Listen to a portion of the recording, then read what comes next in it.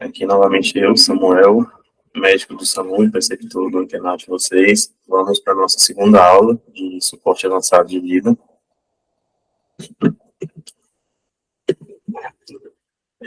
Em relação ao suporte básico, que foi a aula passada, o que a gente vai ter de novidade no suporte avançado, né?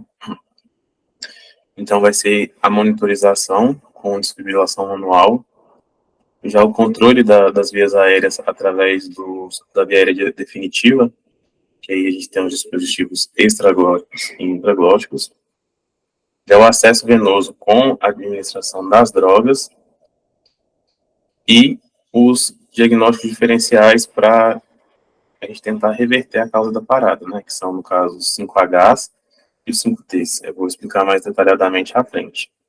E também os procedimentos necessários, né, incluindo os procedimentos para reverter a causa base, seja drenagem torácica, pericardiocentésica, por aí vai. Antes de começar a falar de suporte avançado, eu vou falar um pouco sobre a equipe de alta performance com vocês. O que seria essa equipe de alta performance? A gente vai ter a distribuição usual, assim, ideal aqui com 6 membros, né? Onde aqui na cabeça a gente vai ter a pessoa que fica com a via aérea, vai fazer as manobras de abertura da via aérea, vai ventilar o paciente. Aqui, lateralmente ao paciente, as regiões que têm acesso à região cardíaca, a gente tem que ter o compressor e quem fica com o desfibrilador. E lembrar que sempre, a cada 2 minutos, né, ou 5 ciclos, a gente tem que alternar quem está na compressão com quem está na desfibrilação, né, para não haver exaustão de quem está na compressão. A gente tem aqui quem está marcando os tempos aqui, já mais fora, né, da cena, porque não está em contato direto com o paciente, o líder e quem fica administrando as medicações.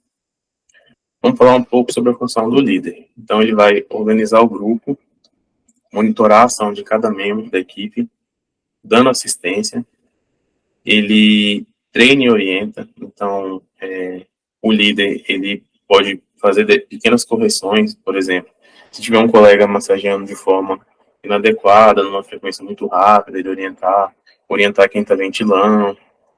E ele tem que considerar um tratamento abrangido do paciente, que é o quê? Ele vai ficar pensando também nas causas reversíveis, pensar o que pode ter causado a parada e atender de uma forma global. É importante o material estar preparado sempre, seja no intra ou no extra-hospitalar. Então, falando no intra-hospitalar, seria o quê? Checar o carrinho de parada, né? Então, todo início de plantão, o certo é até o carrinho de parada, checar se o monitor desfibrilador está funcionando, ver as medicações, então ver se tem adrenalina, testar laringoscópio, ver se a luz do laringoscópio acende, se o laringoscópio está funcionando, ver o tamanho das lâminas, então lâmina 3, lâmina 4, lâmina 5. Na viatura também a gente faz, todo início de plantão, a gente tem essas 3 bolsas, né? Essa primeira bolsa aqui é a bolsa de medicação, essa bolsa, a bolsa clínica, e aqui a bolsa de trauma. Então, sempre que chega no plantão, eu faço isso. Eu chego, abro a bolsa clínica, vejo como que está o laringoscópio, vejo na bolsa de medicação as medicações, sempre eu começo pelas principais, né? Então, adrenalina, amiodarona, óleo noradrenalina, né? Sedanalgesia, olho tudo direitinho. Porque quando entrar uma situação de PCR e urgência máxima, tem que estar tudo pronto, tudo no jeito, né?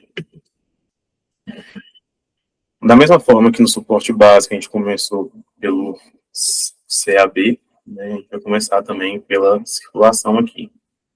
Circulação, a gente tem a importância das compressões torácicas efetivas, uma RCP de alta qualidade, uma monitorização adequada, com capnografia, se possível.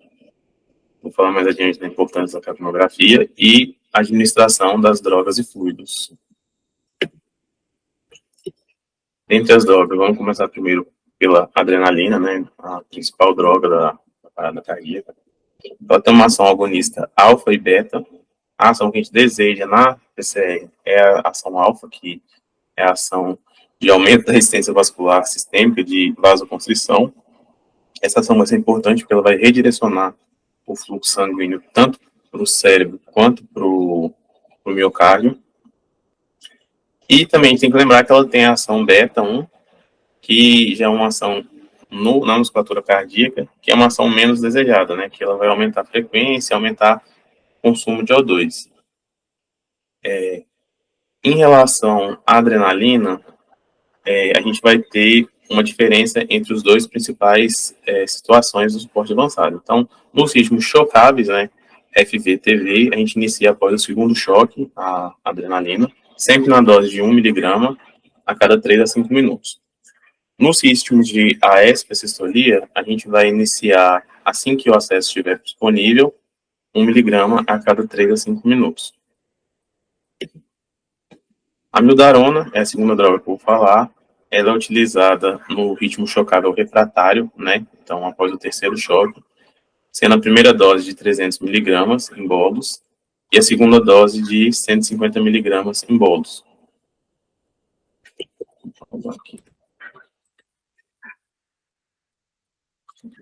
Voltando à mildarona, então ela é utilizada nos ritmos chocáveis refratários. Então, após o terceiro choque, a dose de ataque é 300 miligramas em bolos, podendo se repetir a dose de 150 miligramas uma vez única. É importante utilizar que a ampola de mildarona, ela possui 150 miligramas, né? Então, é 50 miligramas por ml, sendo uma ampola de 3 ml. Na primeira dose, a gente faz 2 ampolas, que é 300, e na segunda, uma ampola.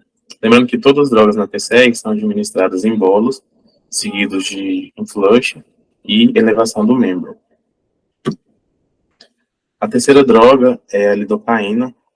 Ela é uma alternativa à mildarona, né, o evidência 2B, e ela é feita na dose de 1 a 1,5 mg quilo em bolos, podendo ser repetida a cada 5 a 10 minutos, já na metade da dose, né, que é 0,5 a 0,75. E só chegando a uma dose cumulativa total máxima de 3 mg quilo. O sulfato de magnésio é outra droga. Ela vai estar reservada aos casos de TV polimórfica, né, que é toxadepoam, e na suspeita de sendo toxadepoam com hipomagnesemia suspeita concomitante. A gente vai fazer a dose de ataque de 1 a 2 gramas, diluída em 10 ml em bolos. Bicarbonato. Bicarbonato não deve ser usado indiscriminadamente, então a gente tem que usar em situações especiais, onde tem essa evidência de acidose metabólica, hipercalemia ou intoxicação por antidepressivo tricíclico. Ele tem, né, o efeito de aumentar, né, de hipernatremia, aumentar o sódio, aumentar a osmolaridade e a alcalose metabólica, e pode fazer uma dose paradoxal por aumento de PCO2. O ideal é que você tenha gasometrias a cada 5 minutos. E a dose de 1 miligrama por quilo em bolos. Agora a gente vai para a letra A, né, que é a via aérea. A gente vai fazer a abertura da via aérea com as manobras já explicadas no suporte básico, relembrando hiperextensão da cabeça e elevação do queixo, ou na suspeita de trauma cervical, anteriorização da mandíbula. E no suporte avançado, a gente já vai ter os dispositivos de via aérea avançada. Vou falar separadamente cada um. Primeiro, a intubação orotraqueal. A intubação orotraqueal é um procedimento médico, né? Para a gente realizá-la, a gente tem que, primeiramente, retificar a via aérea do paciente. Então, colocar ali a base da orelha, o lobo da orelha na altura do externo. Essa retificação pode ser feita, na maioria das vezes, com auxílio de um coxinho occipital e a extensão da cabeça. O laringoscópio, a gente vai entrar com ele sempre da direita para a esquerda, afastando, né, a língua e as demais estruturas, até a gente visualizar a glote. Quando a gente visualizar a glote, a gente vai pegar e vai elevar o laringoscópio para cima e para frente, sem fazer o movimento de báscula. Não se faz movimento de báscula, fazendo movimento de báscula se tem um risco de lesão dentária, então não se faz movimento de báscula. E aí a gente vai conseguir essa visualização aqui desejada, que seria ver as cordas vocais e aritenoides. Em relação à intubação endotraqueal, eu já vou aproveitar para falar das drogas que podem ser feitas pelo tubo. Né? Elas são representadas pelo mnemônico ANEL. Então, atropina, naloxona, epinefrina e lidocaína. Lembrando que as doses têm que ser de 2 a 3 vezes a dose usual. Depois de fazer a dose, a gente faz 10 ml de dissolução fisiológica e 3 a 4 ventilações de resgate. Isso é uma alternativa muito importante e que a gente usa com muita frequência, porque muitas vezes, principalmente no extra-hospitalar, onde o paciente está em casa, não tem acesso ainda, muitas vezes a gente consegue a via aérea antes da equipe conseguir o acesso. Então, inicialmente, até que seja conseguido um acesso venoso ou intraósseo, a gente administra pelo tubo a medicação. E agora, o terror de todo mundo, né? E se eu não consigo nem intubar, nem ventilar meu paciente? Qual alternativa eu tenho? Os métodos alternativos que eu tenho são os dispositivos extraglóticos. O que são os dispositivos extraglóticos? São dispositivos passados às cegas, onde a gente não vai ter um cuff, né, dentro da traqueia. Eles vão ficar fora da traqueia. Na prática, no SAMU, o que a gente tem é a máscara laríngea, mas vocês têm que saber também da existência do Combitube e do tubo laríngeo. Eu vou falar brevemente de cada um. O Combitube é um dispositivo que ele tem 2 vias, uma via mais distal se acopla até o esôfago com o balonete, e a via mais proximal fica na altura da laringe. Ele é passado às cegas, a gente infla os balonetes e assim consegue ventilar o paciente. A gente tem também o tubo laríngeo, ele não tem essa bifurcação, ele é um dispositivo só que com um balonete que vai ficar no esôfago e um na altura da laringe ali, da via aérea. Também são inflados os 2 balonetes. Tem os tubos laríngeos mais modernos que tem um orifício na extremidade esofágica que dá até para passar uma sonda, né? Uma possível sonda nasogástrica para se comprimir o estômago, né? Se tiver com o estômago estendido, dificultando a ventilação. Então dá para fazer isso. E a máscara laríngea, que é o que a gente tem mais no dia a dia, é um dispositivo extraglótico também, passado às cegas. A concavidade dele fica voltado para a região anterior, né, como a gente pode ver aqui, e esses meios que a gente tem no caso de não conseguir intubar ou ventilar adequadamente o paciente. Então, agora vamos para a respiração, já que falamos tanto da circulação como da via aérea. Na respiração, a gente tem que administrar oxigênio suplementar a 100%, né, então, o MEF2 100%, então ali botar a 10 a 15 litros. Se possível, a gente monitorizar essa ventilação através tanto da saturimetria periférica de oxigênio como da capnografia. A capnografia, ela é o padrão ouro para confirmar o posicionamento do dispositivo, então, ao longo do protocolo de RCP, se tem uma capnografia positiva, significa que o tubo está posicionado no pulmão corretamente. A gente fixa, né, o tubo, e fazer a ventilação assíncrona. Então, uma ventilação a cada 6 segundos. Aqui tem falando mais detalhadamente da capnografia. A capnografia, ela dá muitas informações interessantes para a gente ao longo do protocolo de reanimação. Primeira coisa, uma capnografia acima de 10 ao longo da reanimação cardiopulmonar, acima de 10, 12,5, ela indica compressões efetivas. Então, assim, a gente tendo uma capnografia acima de 10, tudo a gente está vendo que está sendo feito adequadamente as compressões. Uma capnografia acima de 35, 40, a gente pode, assim, é indicativo do retorno à circulação espontânea. Então, o paciente voltou. E a capnografia também ela tem valor importante prognóstico. Né? Segundo a CLS, capnografias abaixo de 10 por mais de 20 minutos de reanimação já podem ser indicativas da gente encerrar os esforços. Lembrando que o encerramento dos esforços de reanimação é uma decisão multifatorial, então a gente nunca leva em consideração apenas um fator. Então, agora que a gente já falou da ventilação, a gente vai para o D da desfibrilação. No suporte avançado, a gente vai fazer a monitorização multiparamétrica. E vamos falar um pouco da desfibrilação, né? A desfibrilação, ela é importante nos ritmos chocáveis. Então, fibrilação ventricular e taquicardia ventricular. O que seria a fibrilação? São movimentos incoordenados de alta frequência que não geram débito, que não bombeiam sangue. E, assim, a única forma de a gente reverter a fibrilação é com a desfibrilação. Após 4 minutos fibrilando, o miocárdio vai ficar praticamente sem ATP, que é a fonte de energia para ele. Aí que a gente tem que lembrar, isso mostra a importância de uma desfibrilação precoce e mostra que, se você fizer compressões eficientes, você vai ter uma taxa de perfusão do miocárdio, como a gente lembra, de 10% a 20%, e, de certa forma, vai reestabelecer um pouco dessas ATPs consumidas na fibrilação.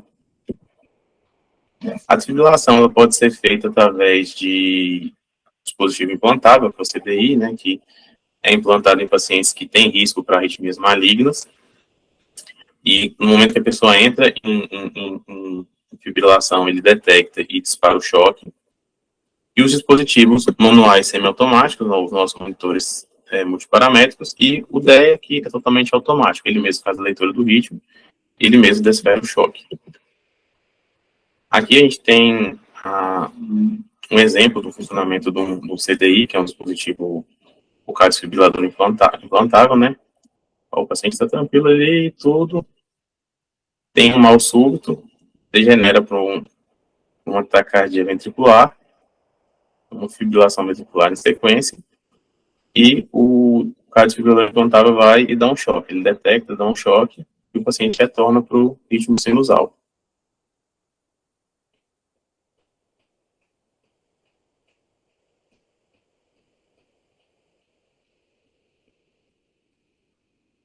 Isso aí fica evidente da importância do choque nos ritmos chocáveis. Como os ritmos chocáveis, o choque vai ser a prioridade absoluta.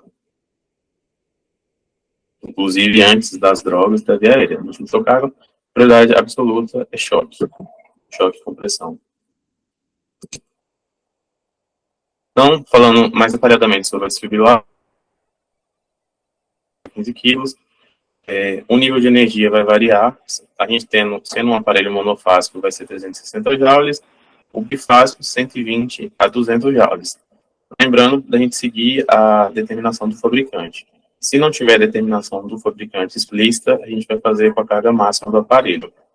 As pás no diâmetro está atravessando o coração aqui no seu maior eixo. Então é isso, né?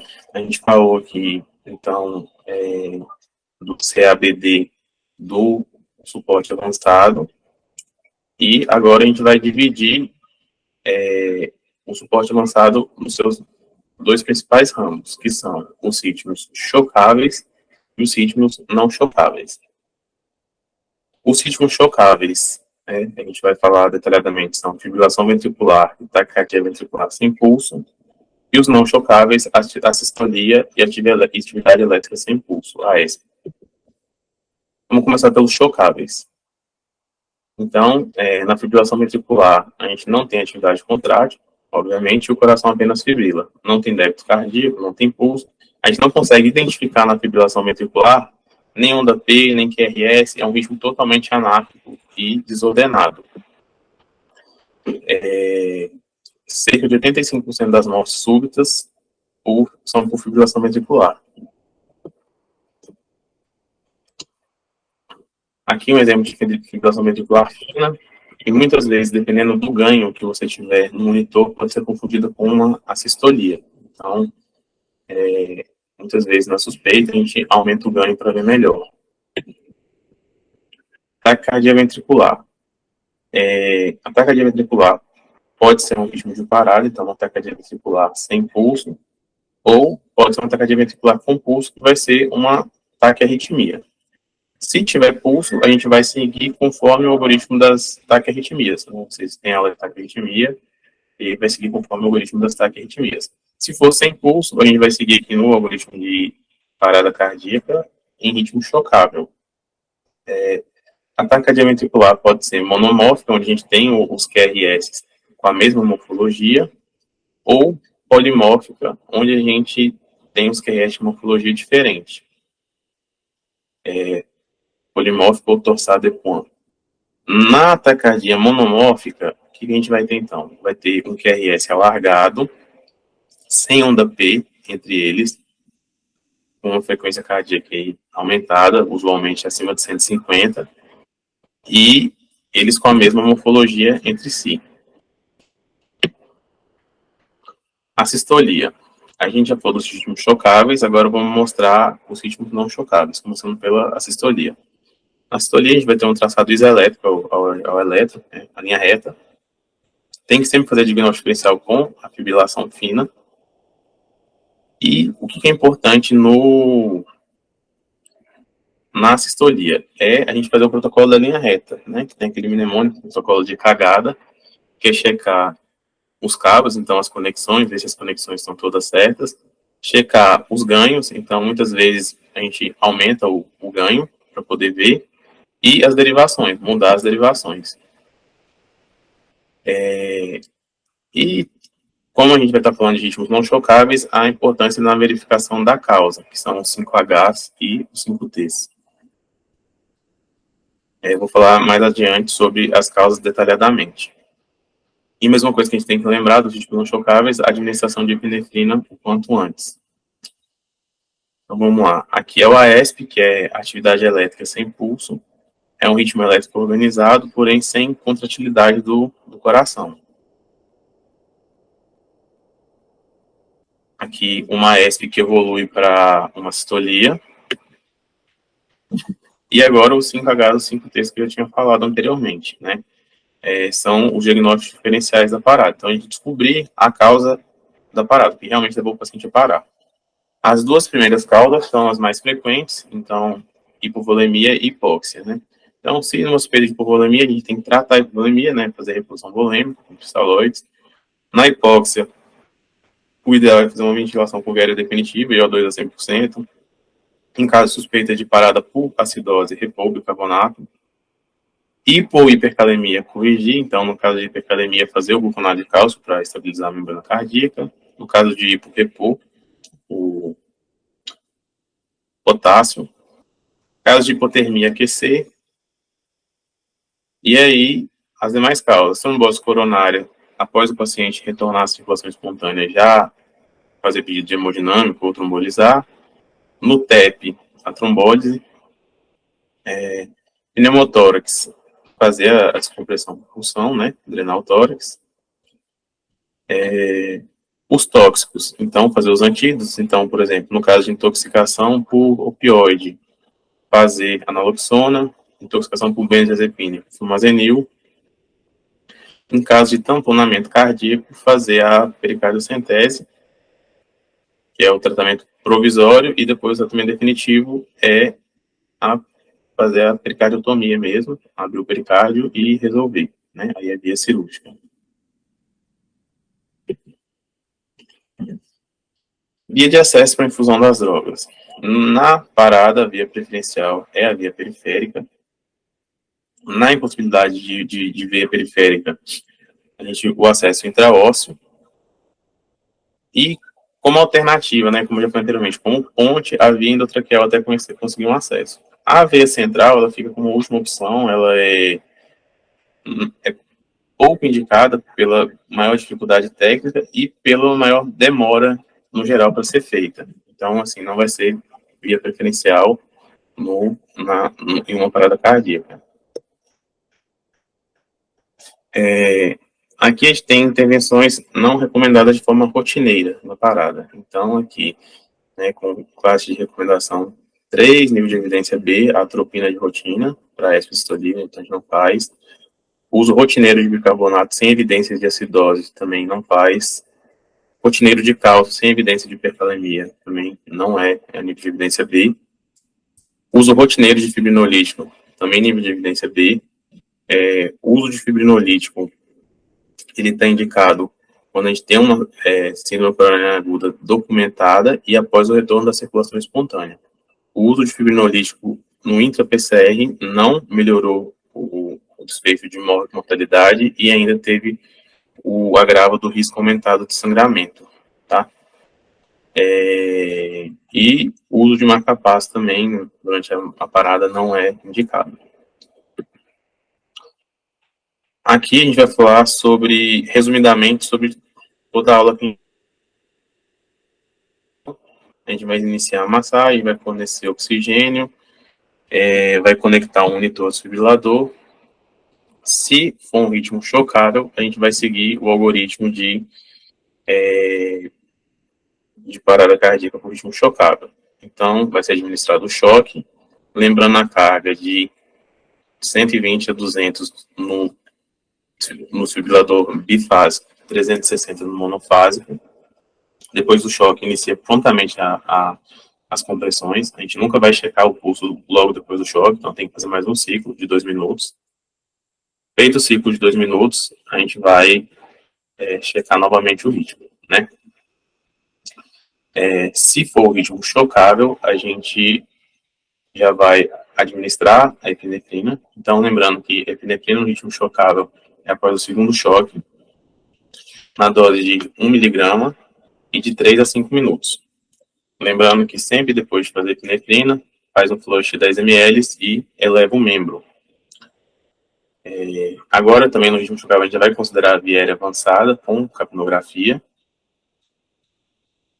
Então, mais 2 ciclos, desculpa, mais um ciclo de massagem, mais 2 minutos. Se for o ritmo chocável, depois do terceiro choque, está indicada a amiodarona ou a lidocaína, né? A nossa primeira escolha é a amiodarona, na dose de 300 mg, 2 ampolas, em bolus.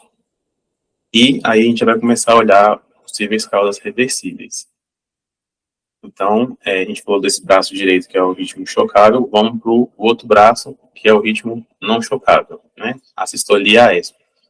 Então, paciente assistolia AESP, epinefrina tão logo que possível, tão logo que tem um acesso, a gente vai começar de 3 a 5 minutos. Compressões, via aérea avançada precoce também.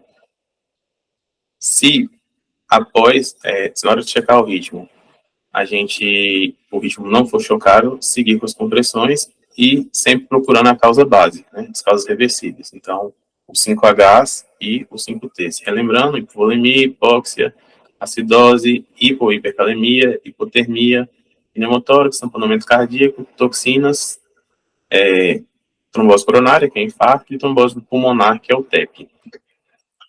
Lembrando, né, de fazer uma RCP de alta qualidade, como já foi explicada, frequência de 100 a 120, comprima com força, pelo menos 5 centímetros, minimizando as interrupções, se possível, a gente fazendo a monitorização com a capnografia em forma de onda, lembrando que uma capnografia acima de 10 em vigência de reanimação, a gente está tendo uma compressão efetiva, e acima de 35,40, a gente provavelmente teve o retorno da circulação espontânea do paciente. Falando em retorno da circulação espontânea agora, né, o paciente voltou, a gente vai precisar fazer os cuidados pós-parada, que são de fundamental importância.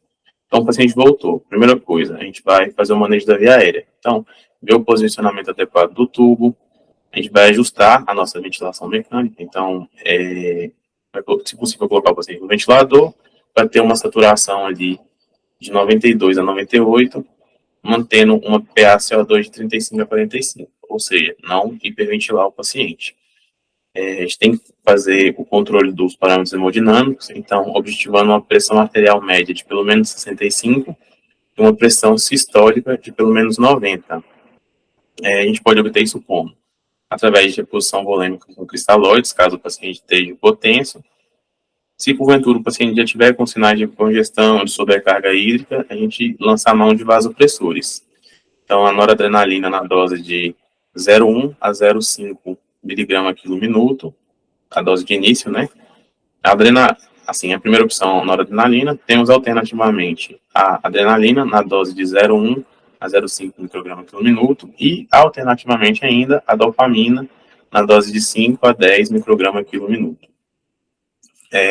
Então, a gente fez o manejo da via aérea, o manejo ventilatório e estabilização hemodinâmica, agora a gente tem que obter um eletro de 12 derivações. Se tiver um IAM com supra de ST ao eletrocardiograma, a gente tem que considerar a intervenção cardíaca de urgência, seja via hemodinâmica ou via trombolítico. E a gente fazendo essa avaliação cardíaca, a gente vai por 5, que é a avaliação neurológica. Se o paciente obedecer a comandos, a gente vai seguir fazendo os outros manejos do paciente crítico, né, encaminhar o paciente para UTI e dar seguimento ao manejo do paciente. Se o paciente não atende a comandos, está indicado um controle direcionado de temperatura, então, manter a temperatura de 32 a 36 graus Celsius durante 24 horas, tá?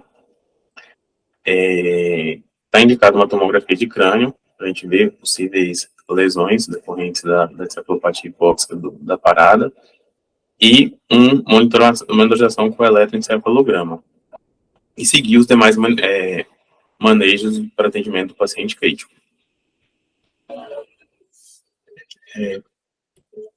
Agora, se o nosso paciente não voltou, né, a gente não teve retorno da circulação espontânea na parada, quando que a gente vai encerrar os esforços de reanimação? É importante a gente frisar que o encerramento dos esforços deve ser avaliado de maneira individual por cada paciente, né? Então, o que a gente tem que avaliar? A condição do paciente preparada, né, comorbidades, avaliar o mecanismo de parada, avaliar a idade do paciente. Então, assim, se for um paciente, por exemplo, criança, no geral, a gente faz esforços mais prolongados. Paciente vítima de afogamento, no afogamento também, no geral, a gente faz protocolos mais prolongados. Agora, no caso do, por exemplo, um paciente com ritmo não chocável por mais de 20 minutos, sem causa reversível, com uma baixa probabilidade de ressuscitação, a gente pode considerar encerrar os esforços. Então, o mais importante é que isso vai depender do julgamento clínico, de quem atende e da situação de cada paciente.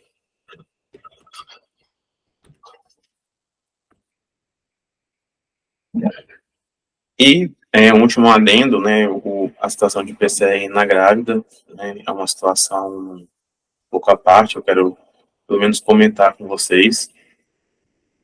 Na parada cardíaca na grávida, o que a gente vai precisar fazer principalmente, né? Então, a gente vai manter o suporte avançado como protocolo, RCP da qualidade, desfibrilação indicada, as demais intervenções como adrenalina. Se tiver uma equipe de PCR materna, a gente aciona, e é importante considerar a etiologia da PCR. A gente tem que executar algumas intervenções obstétricas, então, lateralizar o útero para a esquerda.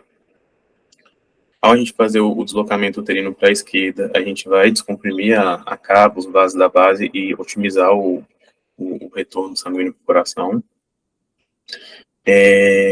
Se não tiver nenhum retorno da circulação espontânea em até 5 minutos de protocolo, pode-se considerar uma cesariana de emergência, então, né, tem que saber essa pequena diferença. Tem que lembrar que na gestante a gente pode ter uma via aérea mais difícil, então tem que ter esse cuidado com a via aérea. E tem que considerar algumas causas a mais de etiologia, além do 5H e 5T já explicitados, né? Então, na gestante a gente fala do ABCDEFGH das causas. Então, aí levar em consideração complicações anestésicas, hemorragia, causas cardiovasculares, o T de drogas e medicamentos, embolia, febre, hipertensão e as causas já conhecidas. É basicamente isso. Agora, vocês vão sedimentar o conhecimento lendo novamente o conteúdo, então, se possível, peço que vocês leiam a última versão do ACLS, o livro, e coloquem em prática nas aulas práticas, né? É importante que essa questão de suporte básico e avançado de vida estejam, de certa forma, medulares, né? Que a gente possa fazer de forma automatizada e sistematizada, para a gente poder promover o melhor atendimento para os nossos pacientes. É isso, obrigado e